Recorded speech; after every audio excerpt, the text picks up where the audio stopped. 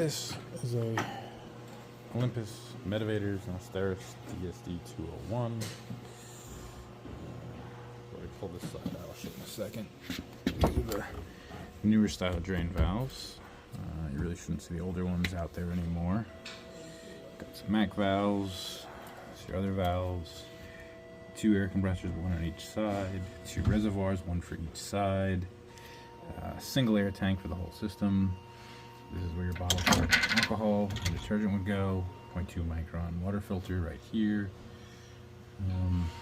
Pretty much everything in here can be sourced and replaced, except for the reservoir tank. You've got to hunt down used ones.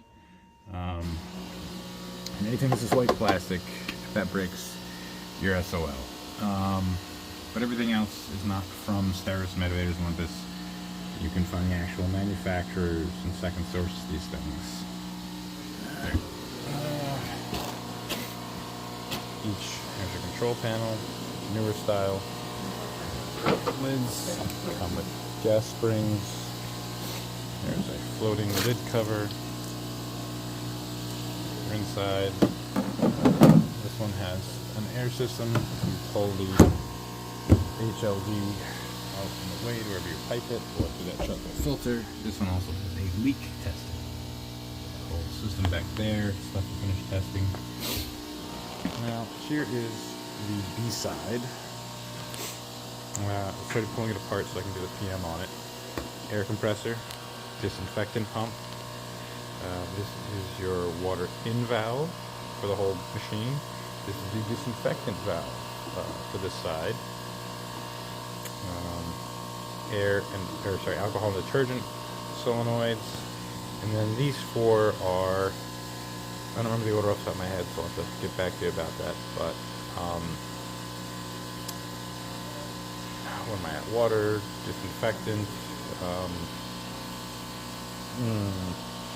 air, and I forgot the other one, but I'll get back to you on that. And they're all controlled by air instead of electricity. Technically, they are air powered by these MAC valves. Now, the MAC valves are power controlled though, so there you go. And this is just a switch for loading disinfectant into the machine. Now, each one of these little valve blocks you see here, take this out and you'll find this cover. This is generally what the used seals look like, and this is a brand new one I just stuck in here. There's a whole kit for that. There's also check valves in here that have to be replaced. I have those to show you. There we go. These are the check valves, which I showed you in another video about check valves. And the last part to get replaced during the PM are these seals, just like for the big Fabco valves, but for the alcohol and detergents. They also get these replaced, just 2 of them. Now, over time, these hoses from the MAC valves do leak. Sometimes you replace them, sometimes it's actually just the O-rings here in these connectors that cause a leak. So during PM time, or during troubleshooting inspection, you got to reach in there and see if there's an air leak. You'll hear it, you'll feel it, move it around, you'll hear it better. Now, when removing and replacing this, you really shouldn't use a drill or anything with heavy torque, because unfortunately this composite material will strip out easily. Now, there are thread coils you can get to replace, but generally you want to be, easy on it. It comes with a little bit of thread lock you can put on there to help hold these in place, because it does open and close and therefore vibrate a lot, so it will get loose and could cause a leak further down the road. You just put a single drop on the threads here or down the hole, whichever. But I suggest using an Allen key because it's low torque, it's just you doing it, and you can feel when you're going too tight. Alright, let me take you through a full rebuild of the PM on the Fabco valve. And I call them Fabco because that's who makes it, Fabco Air. Anyway, so as I said before, Allen key is lower torque. Does not matter what order you take the screws out in, and matters how you put them back in. Don't use a drill here. Again, the torque will rip up this composite block. It's like plastic and maybe some metal, I don't know. It's probably just plastic. And you'll definitely strip this from there. So, got all 4.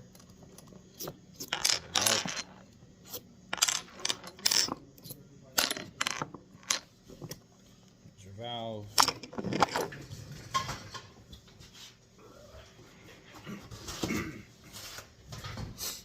Drop this out.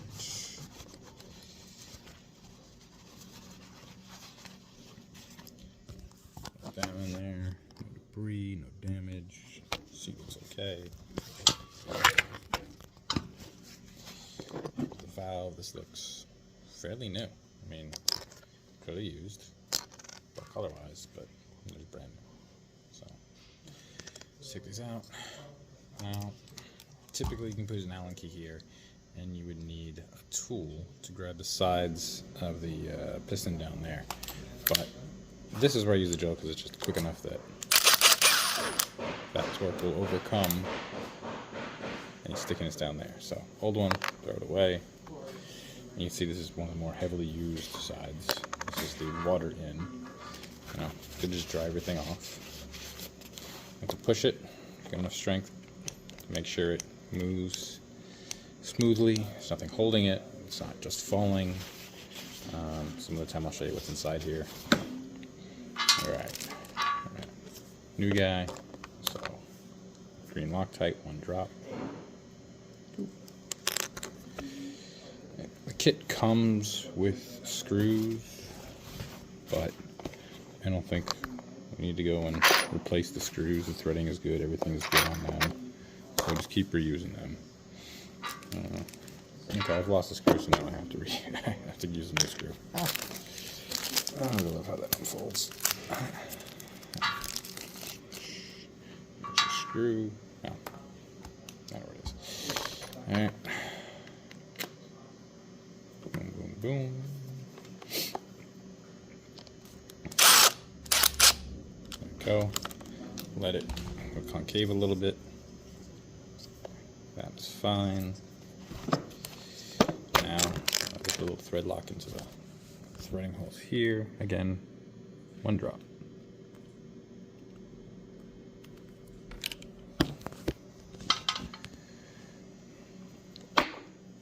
Drop our valve back down on here. Okay, screws, still Allen key.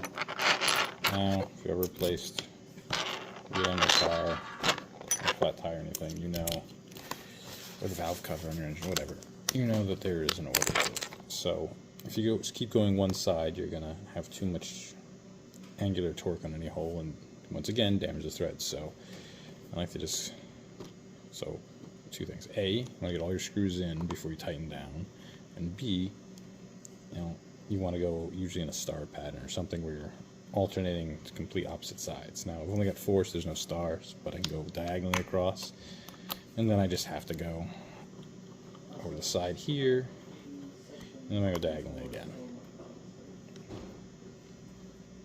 So you're trying to do that as much as you can. Go down, again, low torque, this way. And as far as how far down you go, you should feel a little tension there. And you just keep going around, and if you can still move any one of these screws a full half turn, then it's too loose. So just keep going that pattern, and then it's pretty solid. You're good. And that's it. Now the next thing is the check valves. So an Allen key. So to get to the ones here, you could get an Allen key all the way down there to that screw, but it's a pain in the ass. So it's easiest thing is to just pull these four, and you pull this whole block out. Now you've got to remove these called John Guest connectors, and this is a John Guest tool. So all it is a little wrench. Once again, if you were working a car, like a fuel filter or anything else, you need these little in between guys. All you're doing is see this lip, pushing that in so you can pull the hose. Up so you can see what I'm doing down there. Okay.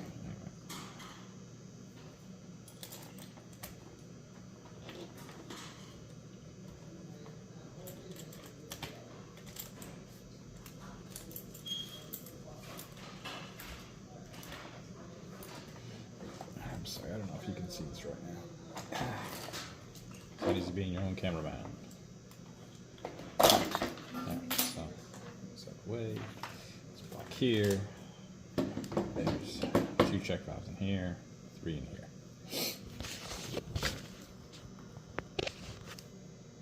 Once again, you should use an Allen key and the drill, but in typical parent fashion, do as I say, not as I do.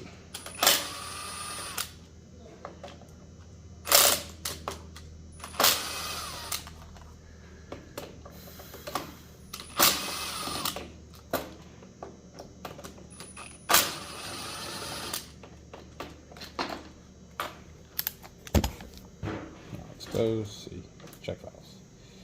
So, yes, I know. The ones I showed you today are white, off-white, tan, whatever. These are blue. It's really just whatever they bought them from, whatever generation they got. Now, I don't know if these are bad or whatever, but it's PM time, so we just replace them. It's very small, very cheap part. And if it fails, it's a huge pain in the ass. So, we put in new ones. See, look. So, color-wise, no difference. Same thing. And replace the gaskets as well. Because it's stupid to replace the check valve and not the gasket.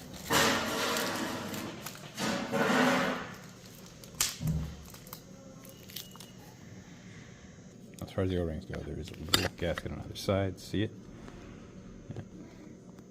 So there we go. See the cabinet there? So you need something to reach it and grab that. Generally just a little screwdriver or something you can get it out with. There we go. Then you dispose of it. Now if you've got like a gasket lube, that'd be thicker. So you should definitely get that. Krytox or Dow or whoever. Just some kind of lube gasket that keeps this stuff still usable. Now, don't forget, check valve, what is it again? It's a one-way valve. So make sure you're putting in the correct direction. See, here's the back end. Your flow is going this way towards this block. So you want it this way. Pressure is going to open this. See, open. And pressure in the opposite way is going to force this shut so the gasket's in there so it's closed. So, boom. Boom, boom, boom. Now, we just got to pull these two and their gaskets and replace those as well. Alright, gaskets are replaced, check valves replaced. Put this back on. Once again, don't tighten any screw. Alright.